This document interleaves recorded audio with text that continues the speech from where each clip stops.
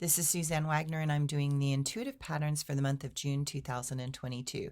Usually, this is where I use multiple tarot decks, specifically the Osho Zen Tarot, Medicine Cards, Mayan Oracle, Ancient Egyptian Tarot, Aleister Crowley Tarot deck, Healing Earth Tarot, and the Words of Truth to kind of create a synopsis of the patterns of energy and emotion that might be arising.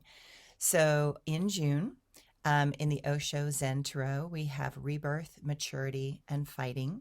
The rebirth card is about stepping out of the old patterns and recognizing that there is always another level beyond that which we understand. Then, therefore, when we do that, we step into a place of maturity, and suddenly the fighting seems ridiculous. The medicine cards, we have buffalo, skunk, and grouse. The medicine cards are telling us that it's important to look to the wisdom of the North and our ancestors to recognize that sometimes being still is the best way to transition through places.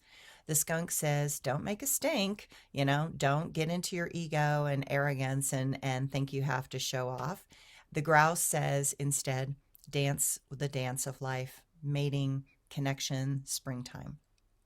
The Mayan Oracle is Etznob, and Etznob says there are mirrors everywhere in your life. When you look around, take a look at the fact that what is coming up in front of you is a mirror to some unknown or unresolved part within, and that it's always perfect. The new myth, basically, in the Mayan Oracle says that it's time to create a new story. We need to let the old stories go completely.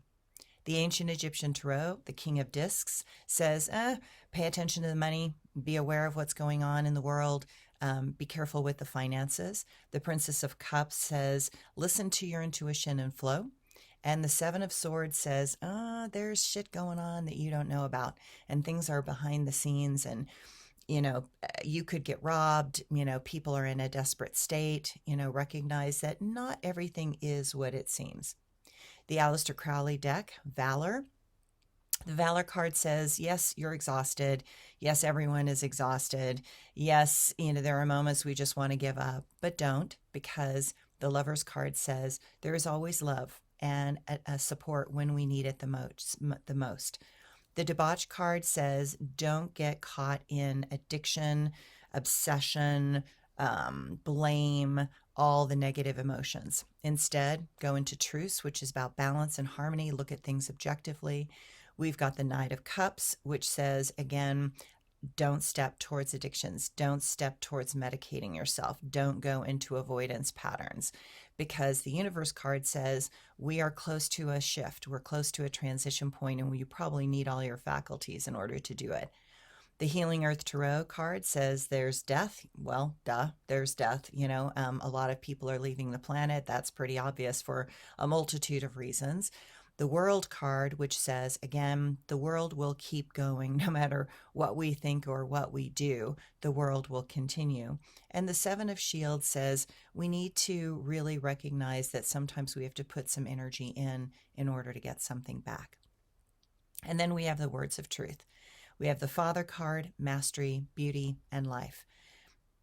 Take a look at how the masculine in your life is the reference point for the rules of the home. To master our home reality, we might have to embrace some of the aspects of our father, or we might have to reject some. We might have to step away from certain patterns and choose a different path than the path that our fathers might have presented, or a person of authority might have projected onto us that we're supposed to do. Instead, see the beauty in life. See the beauty in you. See the beauty that's all around you. So, as we come and bring all these together, this is my interpretation for this month of June 2022. It seems as if the world continues to divide and break. There are glimmers of change that bring with it a more mature mindset and a desire to bring about skills that can support a new potential and mastery that can serve others. But the cards also reflect the continued upsets and challenges that have plagued humanity for millions of years. We battle with our own aggressive nature and the inherent duality between our higher functioning mind and our primal brain. This month, we notice the fighting, but begin to question if it really is about what we think. We see in this moment, any of us can be gone. in an instant. Once we are on the other side, will we be able to validate all that anger and rage, all those opinions and positions? Will we even care? Will any of it matter? We fight to defend what we choose to believe. We fight to shield ourselves from the dangerous world that exists somewhere outside. Maybe it's inside. We fight because we think we should. We fight because we need to prove we are good. But all this conflict only causes more pain, and it allows the transgressions of karma to gain a hold over our soul. Too much is unfolding for there to be a clear way through this manifestation of so many storms. Everywhere we turn, we see some sort of posturing, projecting, and attention-grabbing situations. We wonder why finding some sort of truth is so difficult, but the road ahead is continuing to unravel the patterns that we have become accustomed to. For some, so much insanity supports us in stepping into a more mature place within our heart and soul. For others, they root in deeper and plan for a more subversive way to get what they want. And they do not care who gets hurt or who they have to mow down in order to get to it. I expect to see more conflicts unfolding, and we are asked to support the beauty in life, the nature, the natural world, and be more honest in our communications and connection. We forget in our coming and going to be here now.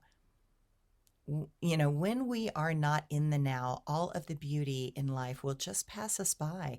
We forget all things in life are a reflection of ourselves. Those that are roaring in the mirror do not understand that the mirror is not roaring back at them. Yet they call for a fight and they believe someone answers. And in that moment, they see in the mirror suddenly a different image, a beautiful woman dancing, and just as quickly the past conflict is easily forgotten. That is because our consciousness is that mirror. What we see in the external world is a reflection of what we put out in the moment. What we notice is what and who we are showing to the external world right now. While many things feel very real in the moment, it is time to question the validity of our thoughts and look to see how the expression of our emotions either supports what we truly desire to manifest or will be some detour off our destined pathway to awakened consciousness. Have a great month.